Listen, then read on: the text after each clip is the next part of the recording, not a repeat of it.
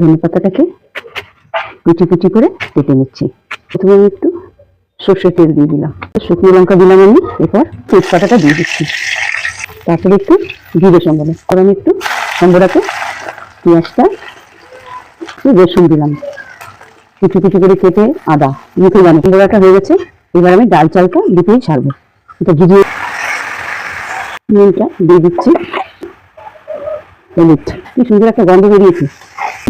কাঁচা লঙ্কা কয়েকটা দিলাম, দুটো রসুন দেবো, জলটা ঢেলে দিচ্ছি। এটা আমার হয়ে গেছে।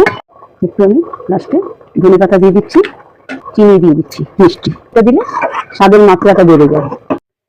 আমি আমার দিদি এবার একটু টেস্ট করে খাচ্ছি। দুজন আমার দিদি হয়, হ্যাঁ, বাবলা কাটার তরকারি দিয়ে, পাঁপড় ভাজা দিয়ে, আর গোটা একটা রসুনও দিয়েছি তার সাথে। হ্যাঁ, এবার আমরা খেয়ে দেখাচ্ছি, খেয়ে রাখতে দিদি। দারুণ।